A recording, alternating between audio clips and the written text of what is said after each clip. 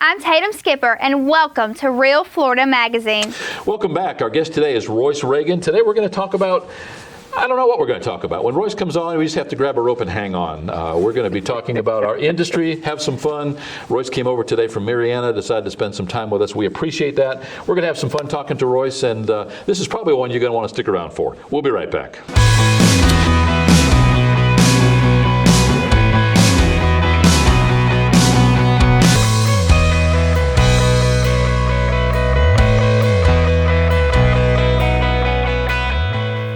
Welcome back. As mentioned, our guest today is Royce Reagan. Wow, it took an act of Congress to get you over here. Thanks for coming. I've been busy. I'm like you, Paul, but we bump into each other every time there's a community activity.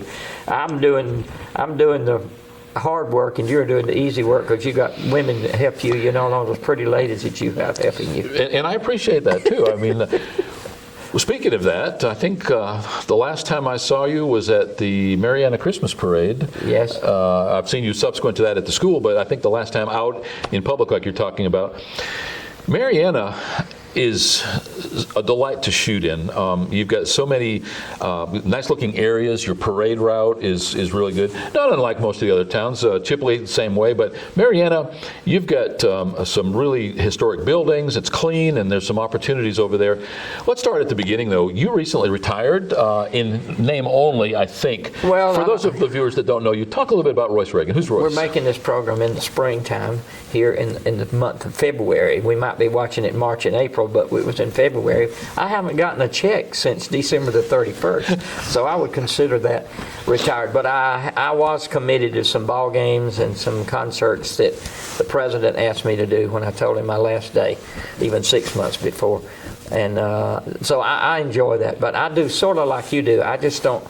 My quality of mine is not in the league with yours because you're a better good editor and color corrector and audio technician, and I Let me stop you just for a minute. You say that all the time, but that couldn't be farther from the truth. We take different paths, but we get to the same place, which is to let people know what's going on. Yep. And I think that's all that matters. But for those viewers that don't know you, talk a little bit about your history. How did you end up going to Chipola College as doing what you did and subsequently retiring? But start at the beginning. Well, I was a band director for 30 years, and the last almost 20 was at Mariana High School, and the president of the college at that time, Dr. Dale O'Daniel. Truth is, I can tell it on TV. He wanted his ball games and concerts on TV. So he asked me to consider when I quit being a band director. And it took him about a year and a half to, I guess, draw up the job description that would qualify. So I went in as the distance learning director. Distance learning director. Back in that day when I went, which was 20 years ago. Speak for what? Well, a teacher we could record their classes and then put it online, and then at that time put it on tape. On tapes, you could check them out of the library. Beta and VHS back yes, sir. Yeah, most VHS, super VHS. Luckily for PAEC, which is next door here, I would get their old equipment. When they would buy something new, I would talk them out of letting me using their stuff. And so I did okay. But we progressed to the point where the new president, Dr. Gene Pro, he said, Royce, you're doing more TV than you're doing distance learning. Why don't we give the distance learning to somebody who really wants it? I'm saying that as I say a joke because the technology people wanted to do that. And now you can buy a book at the college level, like here at your school. And with it comes everything you need to put it online and do distance learning with it. And so I was doing a lot of TV at the same time because that's what I was doing for the distance learning. So I became a TV director, TV video production. And Comcast, we were doing a little bit on Comcast, but I asked them for more time and a whole channel. And over a period of 6 or 7 years, we went from 5 hours to 9 hours to 10 hours to 10 and a half hours and then 24 hours. Why did I go from 10 to 10 and a half? We were doing the state tournament in basketball, and it happened that Chipola was playing Gulf Coast. And there was big game. Yes, and there was only 2 minutes left on the clock, and I don't remember the score, but it was either tied or close. Obviously, Comcast Cable cut us off because my 10 hours was up at 10 o'clock at night. So needless to say, by Tuesday the next week, they said we're adding 30 more minutes to make sure that tournament. And those tournaments are longer than normal. If it were a normal game, we'd be through at 9:30, 9:45. but with the tournament it went there. So we actually went to 10 and a half. Then I asked for 24 and we got it. But I do the same thing you do. I do the stuff on college campus, but at the same time I do the parades and anything. I even did a couple of yard sales. Can you believe that?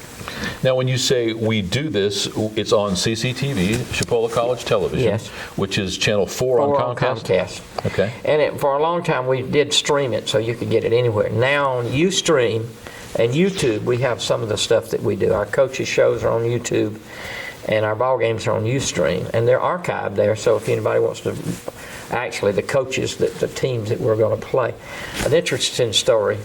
I think it's interesting. Pretend that this was interesting. I would leave the gym and I would turn on, from going live on streaming, I would switch it to the security camera so that if I wanted to know who was in the gym up at my place, I could switch and see who's in the gym, which I thought was a great idea because we do it on campus at other places. On campus, you can watch what's going on in my studio, like what we're doing here on channel 73. Anybody, including the president, he can go to 73. He sees what we're doing now. He sees us getting everything ready, what we say, what we do.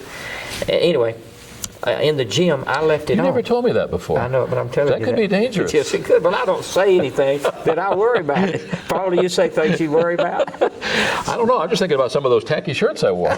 No, it was tacky shirts I wore. But anyway, I left it on. And the next day, the coach over in Georgia called the coach that we were going to play, that they were having practice, and it was still being streamed on a particular channel. So obviously, our coach pitched to Phil. What are you doing? They're knowing what we're going to do. I said, all right, let me tell you what. Let's leave it on. Tomorrow, you run a 1-3-1 trap for 20 minutes. They're going to have to spend 20 or 30 minutes to practice against that. Then I want you to do that rotation thing on offense. That means they've got to practice another hour to get ready for that. He said, no, I can't do that. And I said, that's right, you're a coach. You don't get it sometimes on things that you really need to do. I'm joking a little bit, but we didn't. We turned it off. And that was funny to the other coaches because anybody could watch them practice, which I think is great. Just about the time you wonder if anybody's watching, you do something wrong, or you make a mistake, or you purposely say something that's not accurate, and everybody lets you know that they are indeed watching. They call you and tell you It's nice that? to have that. Absolutely. When I put something on and we say the wrong date or the wrong time or whatever it happens to be, yeah, somebody's out there just waiting for us to make that mistake. And I always take the opportunity to thank them for being our viewer. I knew somebody was watching, didn't realize it was them.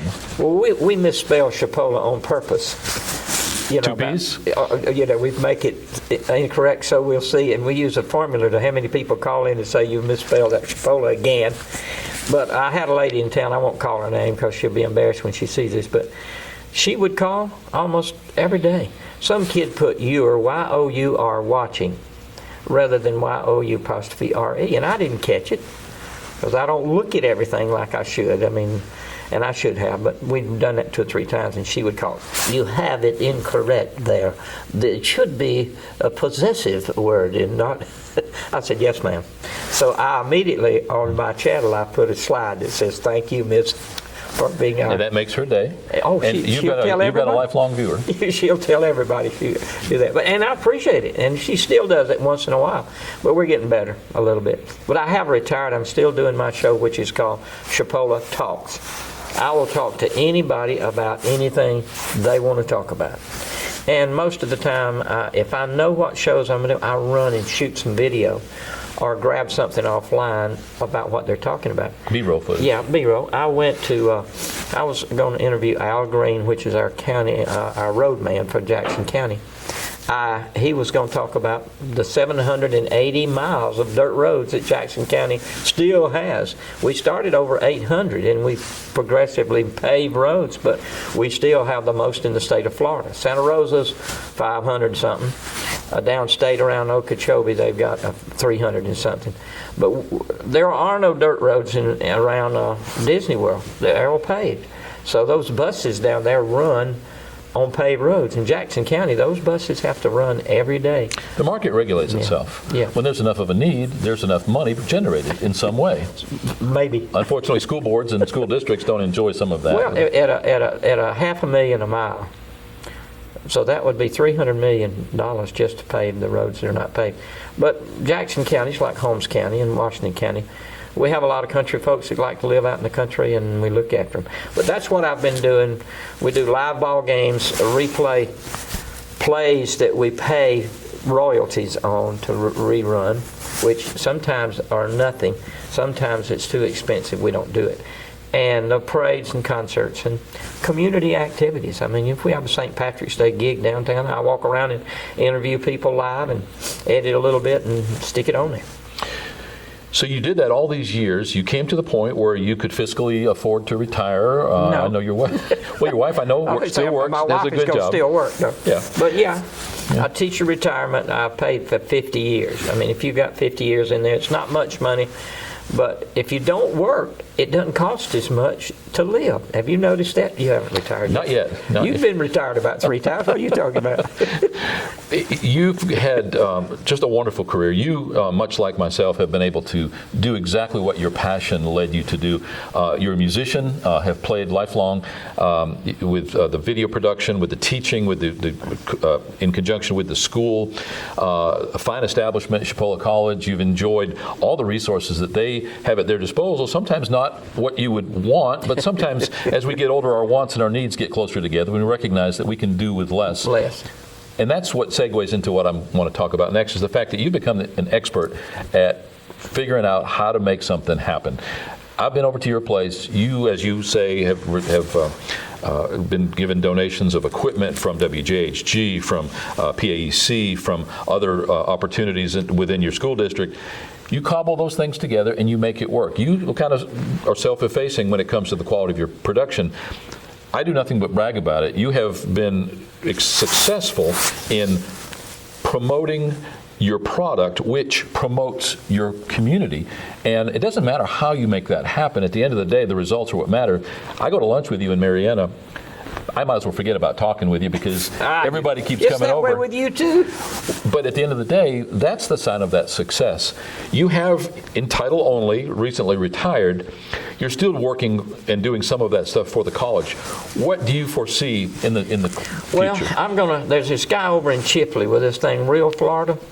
I'm gonna go with him and I'm gonna hold the camera and I think I do the camera work better than you because I don't get to edit as much as you do. I have to go with what I shoot. So I think in my head when we go out on a project, I shoot the sign in front of the building, the wide angle, I shoot the traffic a little bit, and then when I start, I've already got it at least here. But I think what I want to do is some projects that I've been wanting to do. Dale Cox over in our area has 2 Egg TV. And we put a lot of the stuff that the county needs and the city needs, like you do, and we do it for free. You can go to a site in Jackson County, you can log on your phone, and they'll talk about what you're looking at that moment. I didn't mean to end that sentence with a preposition, looking at, to which they're looking. I'm an English major, but it bothers me when especially TV and radio and the newspapers are so incorrect on what they do. But I want to do some of those kind of projects, and I want to do for the community even more now that I don't have to answer to the president or somebody at the college. I've been on my own at the college. I was one of the directors, and I made my schedule. I did what I needed to do, and Dr. Pro said, come and go when you need to, whatever you need to do. And I never asked. I just go do things to make the college look better, look for the community people look better. I've never, ever done a show to be negative on somebody. Never. I'm not going to. That's just not the way it is. There's enough ways to inadvertently offend people. It's something as simple as you just pointed out, some of the English language, all the way up to being downright mean. You don't have to go looking for those things. So if you err on the side of caution, if you err on the side of just being a nice guy, there's no lose to that. It's a win-win. We're fortunate we do much similar to what you do for Chipola College, or did for Chipola College, here at Florida Panhandle Technical College. We enjoy a great relationship with the school board, with the school district, and with Martha Compton, the director here. And I think that it's a trite when you say it, but the saying is that if you find something you love, you'll never work a day in your life. Sure. I know that that's true for you. I know that going forward that Well, and I do, when we have orientation, sometimes I will go over and tell them what major they should major. And I play off of it, and tell them. I had a kid one time working for me as a student worker, called work study. It means you're a low-income family and you need money to go to school. And he said, I'm gonna be a nurse. Then I can ride to work with my wife. And I wanted to throw up, but I didn't. He's a good kid, and he's not a nurse now. But he was thinking about the wrong reasons to be a nurse. But I did. I've been a musician, a band director, and worked with TV, and I loved all of that. But I did work one time. They tore down a courthouse like they did Washington counties, but this was up in Geneva. And we cleaned off bricks for about 6 weeks. And Buddy had made me want to get back in class and do my homework. And I said, this is why I don't want to do it. So encouraging kids in school, choose the major of something that you can do, you love, and you can make a living. I mean, if you're a 300-pounder, you're not going to be a ballerina. You're just not. It's just the way it is. Well, I've always called it, I quit doing it at Miami Dolphins once a year and say, winter tryouts, the walk-on tryouts. They recognize my tenor voice and they say, Mr. Reagan, you're a wimp. You will never make it. And I say, okay. But that's what it should be with kids choosing what they want to do. When did you get involved in TV and radio? I've always been interested in audio video. As a kid, I played in a band. I was interested more in the PA. Although I was a drummer, I was more interested in the PA and running the sound than I was probably the music. Played music pretty much through my whole life, Royce, and much like you, probably got involved in the video when we were using razor blades and the old beta tapes and VHS and through SVHS, now up into the HD. But I just get to play. I feel like my whole life I've had the opportunity to, when we worked for Disney, when we worked for Clear Channel Radio, when we worked for some of the other corporate entities, I had at my disposal lots of these toys, and I say toys because it was the newest and the best and the greatest. At the end of the day, realizing that you don't need that, much as I alluded to you taking and cobbling things together and making it work. If you don't know how to work under adverse conditions, the best equipment's not going to do you any good because invariably something's going to go wrong. That's true. So, fortunately, and we've been able to put together many of those different things. For instance, the magazine that we publish, the radio show that we produce, the TV segments, all those things work together. And I believe in double dipping, triple dipping, quadruple dipping every chance you get. The only reason I'm the Chipola Kiwanis Club program chair is so that I can book programs that will come in here much like you're doing today. Sure. Come in here first or wait till after lunch, and I get a program out of it. And that's something that probably would have held you instead if you had an opportunity to have a lunch somewhere close by your studio. Offer them lunch, get them to allow them an hour to talk about themselves, and then another hour on the TV show. And not many people are going to say no to that. Well, you did something last night or yesterday with someone Jerry Dorchuk, who is on our channel over there called Panhandle Political Forum. She's going to be on his show this morning, so I'm sure that had some conjunction. But I'm with you, and I won't ever turn anybody down that has something to say. I did a show recently about a guy who was nasty, he smelled bad, and he's a bee man, or does other things, but he's a bee man, and he had figured out why the bees were all dying. And I listened to him, and we did his show, and guess what? Made plenty of sense. I mean, it's the reason we are obese people is because we don't eat the right foods. And he thinks that the bees are getting a hold of the bad stuff out there that the farmers are using or we in town are using, and it's evolutionary to them to lose it. And we are losing our bees. But the beekeepers love it because they get to rent their bees now. They ship them all the way to California. Did you know that? Oh, absolutely. Man, ship them to California. We've got a very large beekeeper right here in Washington County, just outside Chipola, who does exactly that, and he leases out his bees, and he regularly ships them as far as California. The almonds in California almost went into extinction. Because they didn't have the bees. Because they didn't have the bees. There's been pictures in the news of Chinese women on 10-foot ladders hand-pollinating fruit trees. Really? Because their bees have died. Yeah. People don't recognize, and we actually were fortunate enough, we had the Florida State Beekeepers Convention here. I think it was 3 years ago. 3 years ago. Had a chance to interview some of those people. Now, those are people that are into bees, and they can tell you everything about them. But it is quite fascinating.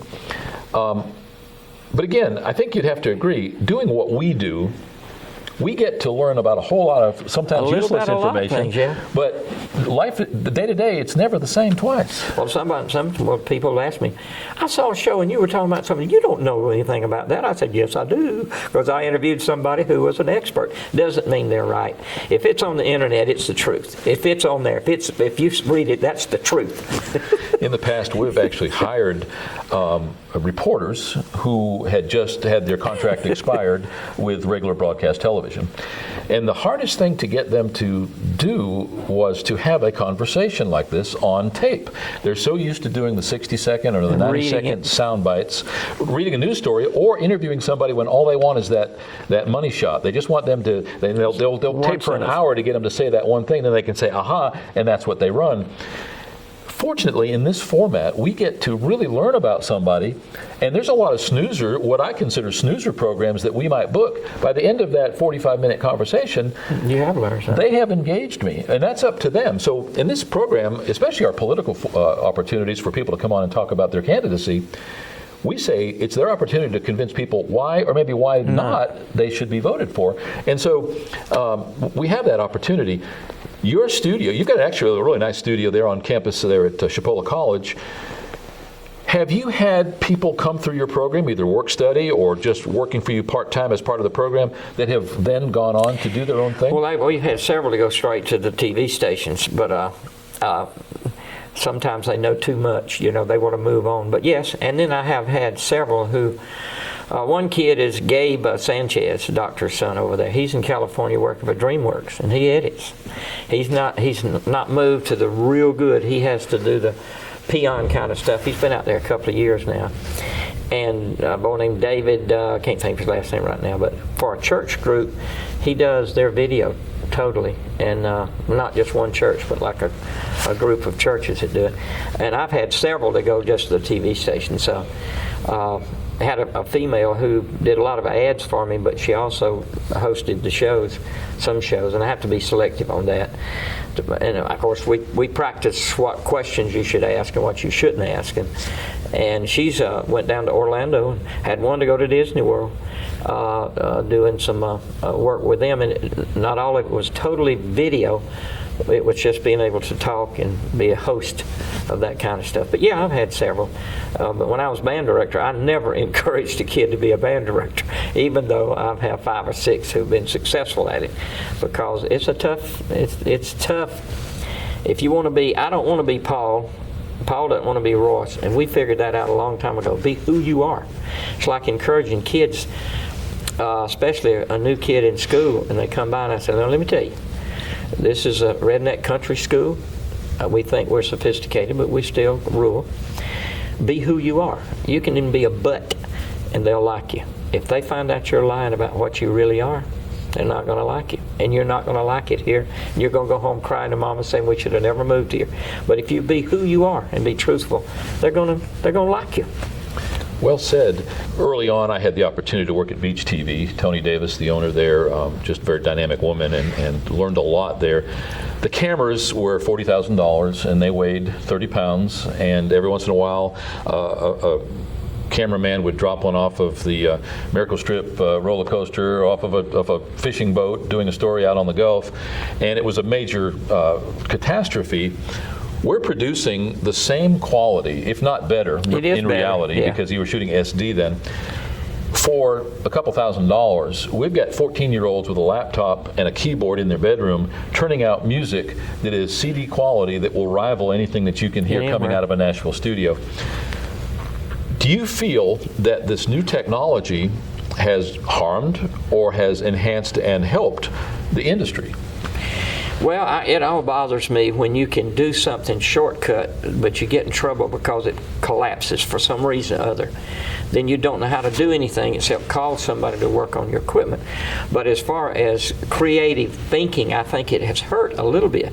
But it also, I remember when you have to paint signs, now you go in there with Adobe and make your own and print it, and then the quality is better. Even the finished product is better. These signs, the other day I was at a grocery store up toward Dothan, or a convenience store. Now they got it all. And he's got a TV in the door of his car to view from the outside. So he's got a TV screen on both sides. And he's playing stuff that I don't appreciate. And if I'd have been 6'5", I might have gone over there and told him he needed to tone that down a little bit because my wife was listening to some of it. But anyway, unbelievable. And he says, well, I produce my own videos. So he's doing it to sell. I mean, that's his advertising thing. So the truth is, it helps the finished product. I'm not sure if it helps the students. I guess it does. What are your thoughts there? This show's about you, and we're running out of time. So you've had a huge career, very exciting. Your extended family has grown. I know you've told me stories. You have people all the time coming back that you've taught in band, that you've dealt with at the college, through the video and through the TV show. What's been the single best part of, and I'm talking like this is your eulogy. You're not going anywhere. You just retired, but you're probably busier than ever. But all that said, your career to date, what's been the best part of what you've been able to do? Seeing kids have those aha moments. I mean, as a school teacher, that's what you want. You look into the eyes of those kids, and they don't understand it, and then I've explained it 3 ways, and I can't get it. Then I say, somebody else help me with this. And that other kid over there says, Mr. Reagan, you're making it too complicated. Tell them what you're going to tell them. Tell them what you told them. That is the way you write a paragraph. That's it. And then that kid says, that's it? Aha. And that is. And then when that kid comes back to you, comes back and says, Mr. Reagan, I appreciate it. Or they text you and say, Mr. Reagan, I heard you today. What? Out of my mouth, I heard you. And I said, no, you heard my granddaddy, because most of the things I have no original ideas. I stole them from somebody else. But as an educator, as a teacher, you want to see kids succeed. And even, there's a policeman in Mariana. His mother told me, said, if it were not for band, he would be in jail, not as a policeman. Because he went to school every day, because you would not let them perform if they weren't accurate about their attendance at school. I mean, if you had band practice, he was going to be there. And now he's a policeman, he's going to be there. And he's very successful. He's moved up the ranks and got several stripes on his shoulders. And I think that is it, because when I had my retirement reception, and I appreciate you coming by, and anyway, when the people came by, I had a man, he's got to be close to 40-something, and when he's trying to tell me he appreciates me, he was crying, and that bothered me at one moment, but then when I got home to think about it, that meant probably his children heard some of the things my granddaddy said to me, I said to him in class. And shoot for the moon, hit street light. I mean, I still say it. And like you're in studio here, I see some improvements that you could make, but guess what? It's already tremendous. And yes, we could make it do better, but the truth is you're producing a product that everybody's proud of. And you do have first-class stuff. I don't know why you're not dead from overexhaustion from all the people that should be using you to advertise, because you can produce a product. I appreciate the kind words. And you keep wanting to turn this around and be an interview that you're doing with me.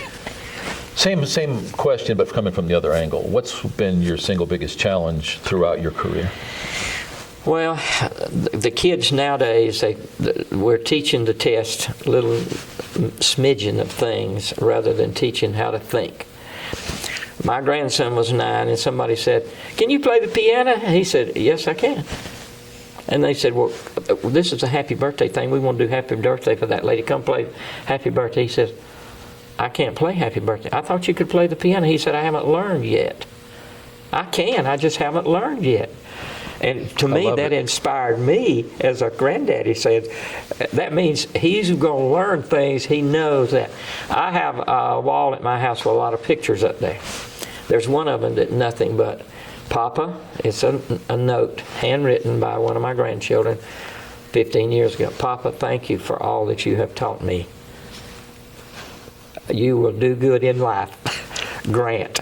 And I framed it. Because once in a while I'll get around my grandchildren and they'll say, Papa, don't teach me anything today, okay? Don't teach me anything today, because they're in a hurry to do something else.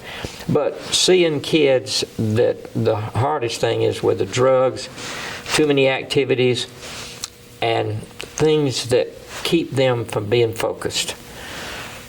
Kids they need to take that cell phone and hide it most of the day. because that's a distraction. So the biggest downfall is the detractions that kids have today. You can't keep them focused. They can't sit still. The reason they don't want to sit in a classroom for 50 minutes or go to church and sit for 50 minutes or do anything is because of the distractions. They're thinking about things they don't need to be thinking about. They need to stay focused on the goal at hand and make it. But I'm not mad about it. It's just I see that the kids don't stay focused like they should. So that's the biggest downfall, is to encourage kids to not be detracted. Boy, I'm having trouble saying that word today. Detracted. Distracted. I was close. Distracted. Now, I had my head cut open a few years back, and the brain surgery, and I did. And the doctor said, now, Royce, here's what's going to happen. You're going to forget a lot of stuff, and you're going to say the wrong words. You're going to say canoe instead of cantaloupe. And if people know you, they understand where it is. And so I have trouble pronouncing words sometimes, especially coming out of my mouth. And I do the PA at home football games, and I have to be real careful. And let me mention here, because Donnie Deuce was from here in Chipola, and he did the PA for Chipola for 100 years, and he died last year. And he was a good friend of the college. He was a good friend of Chipola here, and he did everything in the community. But you see the negative things on earth that you can't do anything about. So I guess that's the biggest thing that worried me, because we can't do everything for the young people that needs to be done. Interestingly, Donnie's name was just brought up yesterday, talking to somebody. The radio station is going to be broadcasting live the local football games with play-by-play done by Bill Chomos, who teaches ROTC at Chipola High School, and Donnie Deuce's name was brought up in just that context of the older days. Do you think that we as a society, we as a people, have become more rude and less empathetic on a daily basis? A reason for that question, just recently I read a report that said if you and I were having a conversation and there's a smart device of whatever kind, iPad, iPhone, whatever on the table between us, Distraction. 40% less quality of conversation because one of us is waiting for that thing to go off at any moment. Not necessarily as it relates to smart devices, but do you think that we as a society have become more rude? Rude, yeah. Well, two examples that I'd like to mention in her here. I taught at the academy for 2 years, which was with the school board after I was retired as a band director. And the principal would make kids get up on stage in front of the whole school. Have your attention, please, everybody. In 7 minutes, meet in the cafetorium. And you go in there, and there's 2 kids on stage with their science project.